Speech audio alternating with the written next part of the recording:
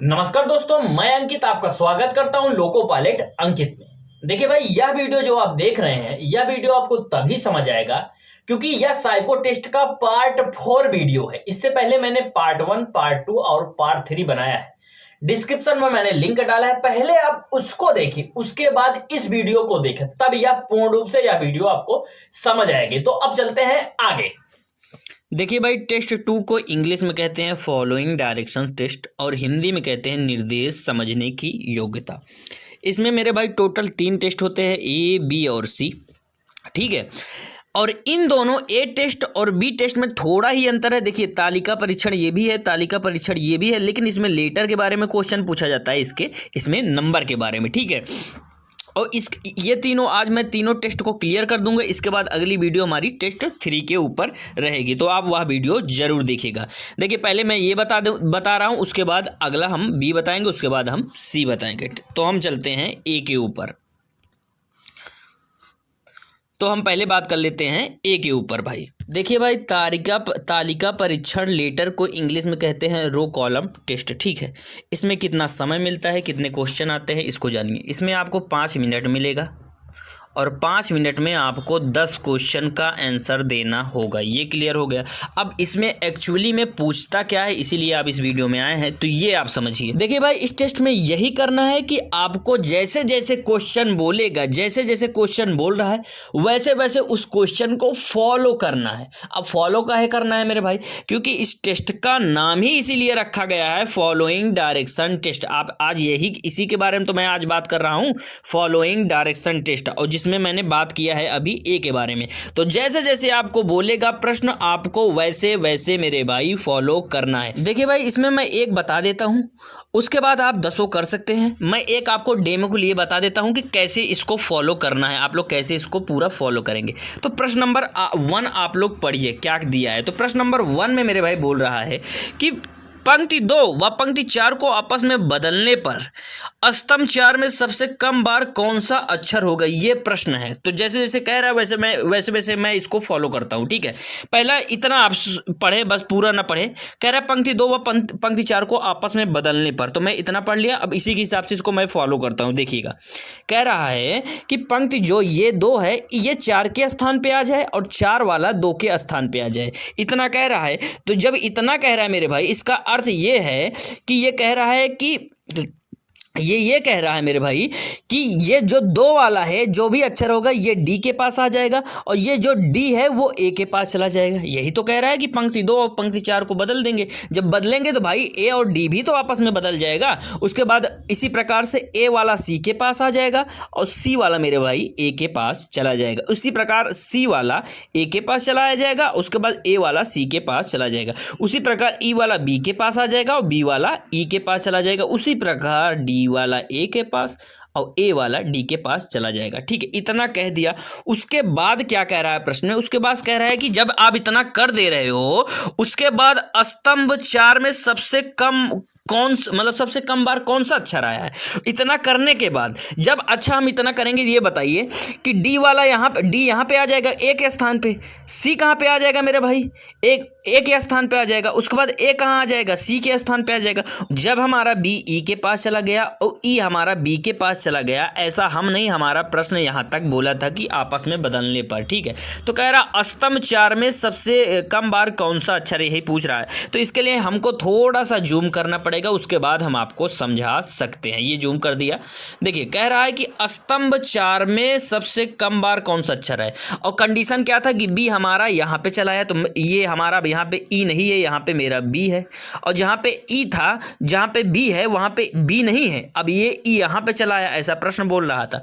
तो अगर कह रहा है स्तंभ पूरे 4 में देखे सबसे कम बार कौन सा अक्षर आया है, तो आप देखेंगे मेरे भाई, देखिए सी कितनी बार आया है, 2 बार आया है। ठीक है, ई कितनी बार आया है, 1 बार ये आया है, 1 बार ये आया है। और बी कितनी बार आया है, तो आप कहेंगे सर 1 बार आया है। तो आप देख रहे हैं यहाँ पे बी अक्षर ही 1 बार आया है, जबकि सी हमारा 2 बार आया है और ई हमारा 2 बार आया है। तो आंसर हमारा क्या हो जाएगा, बी, क्योंकि सबसे कम अक्षर यही आ रहा है। ठीक है, देखिए भाई, ए के बारे में मैंने बता दिया, तालिका परीक्षण लेटर के बारे में। अब बात करता हूँ बी के बारे में, तालिका परीक्षण नंबर। तो यहाँ पे मैंने पहले भी बताया, अब भी बता दे रहा हूँ कि तालिका परीक्षण ये भी है, तालिका परीक्षण ये भी है। ये लेटर के बारे में क्वेश्चन आता है और इसमें नंबर के बारे में, बस इतना ही अंतर है और सब कुछ समान है। तो इसमें मैं ज़्यादा समय नहीं दूंगा, थोड़ा बहुत समय दूंगा, लेकिन आपको बिल्कुल क्लियर कर कर ही छोड़ूंगा, ठीक है। तो अब देखिए आपको अब समझ आएगा कि क्या कैसे है। तो यहाँ पे मैंने देखिए खोल दिया ये टेस्ट मेरे भाई। देखिए यहाँ पे आपको सिर्फ नंबर का बदलाव दिख रहा है, जो कि अगला टेस्ट और इस टेस्ट में अंतर है, और सब कुछ वही है। मतलब कि आपको वही 5 मिनट मिलेगा, उस 5 मिनट में वही 10 क्वेश्चन करना है। इस टेस्ट में मैं एक क्वेश्चन बता देता हूं, आप सारे क्वेश्चन कर सकते हैं। जैसे जैसे हमको पहला नंबर क्वेश्चन बोलेगा वैसे वैसे मैं इसको फॉलो करता चला जाऊंगा। देखिए प्रश्न नंबर 1 को आप लोग साथ में पढ़िए। कह रहा है कॉलम ए और रो डी में ऐसी कौन सी संख्या है जो दोनों में 2 बार आई है, और उसके आगे लिखा है और वह संख्या किस रो में नहीं आई है, उस रो में सबसे ज़्यादा बार कौन सी संख्या है। ठीक है, यही प्रश्न है। तो जैसे जैसे कह रहा है वैसे वैसे हम इसको फॉलो करते हैं। देखिए पहले इतना फॉलो करिए, ये जहाँ तक लाइन किया है, लाइन जहाँ तक खींचे वहाँ तक आप फॉलो करिए। तो लिखा है कॉलम ए और रो डी में ऐसी कौन सी संख्या है जो दोनों में 2 बार आई हो। तो इतना हम फॉलो करते हैं। तो पहले हम चलते हैं कॉलम ए के सेक्शन में। ये हमारा कॉलम ए है, ये देखिए ऊपर यहाँ पे ए लिखा है, कॉलम ए, ठीक है। तो ये हमारा कॉलम ए सेक्शन हो गया मेरे भाई। इसी प्रकार रो डी का सेक्शन आप पहले क्लियर कर लीजिए। तो रो डी का सेक्शन आप देखेंगे, ये है मेरा रो डी का सेक्शन, ठीक है। ये रो डी है और ये हमारा कॉलम ए है, ठीक है। यही कह रहा है। अब प्रश्न यही तो बोल रहा है कि कॉलम ए और रो डी में ऐसी कौन सी संख्या है जो दोनों में आई है और 2 बार आई है। तो आप नोटिस करेंगे कि ये जो रो डी है मेरे भाई, इसमें 2 संख्या है जो 2 बार आई है, और यही 2 संख्या मेरे भाई आप देखेंगे कॉलम में भी 2 बार आई है, ये देखिए नोटिस करिए, और यही रो में भी 2 बार आई है। तो इतने को मैंने फॉलो कर लिया कि ऐसी कौन सी संख्या है, तो ऐसी संख्या 2 है जो दोनों में 2 बार आई है। इतना क्लियर हो गया।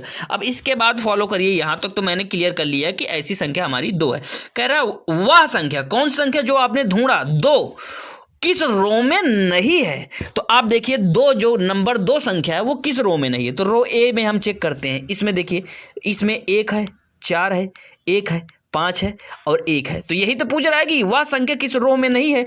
तो रो ए में वह संख्या 2 नहीं है। इतना क्लियर कर लिए। तो कह रहा है यदि नहीं है तो उस रो में सबसे ज्यादा बार कौन सी संख्या है। तो इसी रो में भाई 2 तो नहीं आया है। कह रहा है उस रो में सबसे ज्यादा बार कौन सी संख्या आई है। तो हम चेक कर लेते हैं। देखिए 1 हमारा 1 बार आया है, 2 बार आया है, 3 बार आया है, जबकि 4 हमारा सिर्फ 1 बार आया है और 5 हमारा सिर्फ 1 ही बार आया है। तो सबसे ज्यादा बार आने वाली संख्या का नाम बताइए। तो सबसे ज्यादा बार आने वाली संख्या का नाम क्या है, 1 है, क्योंकि ये 3 बार आया है। तो आंसर हमारा क्या हो जाएगा मेरे भाई, 1, ठीक है। बस इस टेस्ट में इतना था। अब चलते हैं आगे। देखिए भाई, ए की बात हो चुकी, बी की बात हो चुकी, अब लास्ट है सी की बात, घड़ी तालिका परीक्षण। देखिए घड़ी तालिका परीक्षण को इंग्लिश में कहते हैं वाच टेबल टेस्ट। इसमें जो प्रश्नों की संख्या होती है वो होती है 20, और इस 20 प्रश्न के लिए आपको मिलता है 10 मिनट का टाइम। 10 मिनट में आपको 20 प्रश्न पूछे जाएंगे, ठीक है। और यह 20 प्रश्न जो है 2 फिगर से बनते हैं। मतलब एक फिगर बनेगा, उस फिगर से आपसे 10 प्रश्न पूछा जाएगा, और एक फिगर और बनेगा, उससे आपसे 10 प्रश्न पूछा जाएगा। अब हम आपको देखिए दिखा देते हैं, आप समझ जाएंगे। देखिए ये है पहला फिगर। इस फिगर के द्वारा देखिए नीचे 10 प्रश्न बना है, ये पूछा जाएगा, ठीक है। उसके जस्ट बाद देखेंगे आप, ये दूसरा फिगर है।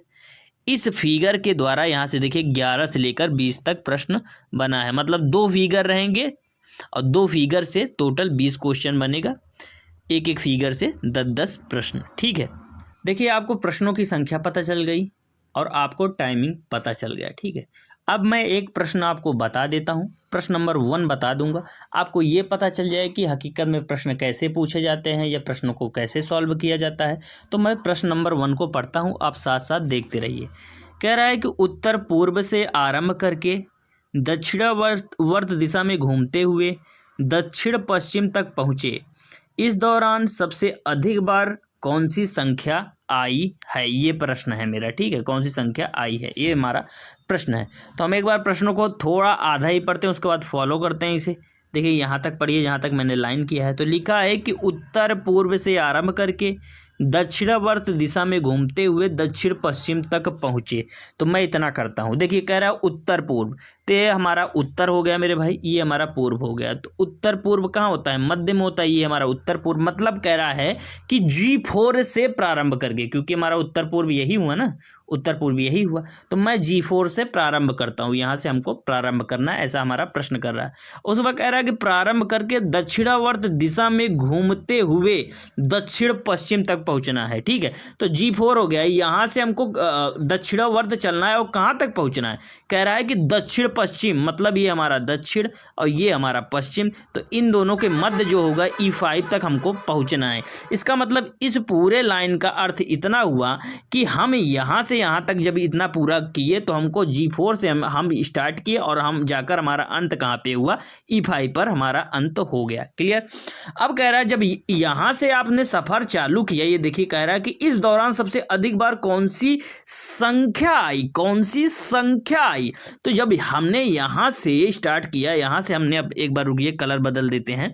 देखिए हमने यहाँ से जर्नी स्टार्ट किया और यहाँ से हम E5 तक गए, तो यहाँ पे हमने देखा, आप देखेंगे तो आपको समझ आएगा कि कौन सी संख्या सबसे ज़्यादा बार आई, यही प्रश्न है। तो देखिए यहाँ से लेकर यहाँ तक हम आए, तो इसमें देखेंगे सबसे ज़्यादा बार आने वाली संख्या का नाम 5 है, क्योंकि देखिए 5 एक बार ये आया है, एक बार ये आया है। ठीक है, जबकि देखेंगे 3 सिर्फ एक बार आया है। आप यहाँ से लेकर यहाँ तक में देख लीजिए, और जबकि 2 देखेंगे सिर्फ एक बार आया है, और देखेंगे 4 सिर्फ एक बार आया है। ठीक है, तो यहाँ पे हमने देखा कि जो 5 है, देखिए यहाँ पे 5 लिखा और यहाँ पे 5 लिखा है, यहाँ से यहाँ तक हमने जर्नी की, तो सबसे ज़्यादा बार संख्या का नाम क्या है? 5 है। तो हमारा आंसर क्या हो जाएगा? 5। आंसर क्या हो जाएगा?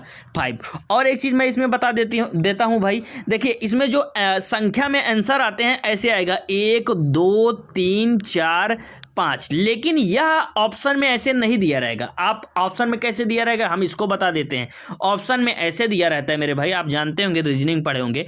अगर 1 आया आंसर तो उसका ऑप्शन होगा A, अगर कोडिंग वाला वही बात हो जाता है। अगर 2 आया तो ऑप्शन B, और अगर C आया तो ऑप्शन मतलब 3 हो अगर 3 आया तो ऑप्शन C हो जाएगा, और उसके बाद अगर 4 आया तो ऑप्शन D हो जाएगा। वैसे अभी हमारा आंसर क्या आया है? तो 5। तो वहाँ पे ऑप्शन में हम 5 नहीं लगाएंगे, वहाँ पे ऑप्शन में दिया रहेगा A B C E, तो हम लगा देंगे ऑप्शन E, तो हमारा आंसर हो जाएगा ऑप्शन E। तो बस इस टेस्ट में इतना ही था भाई, आशा करता हूँ समझ आया होगा।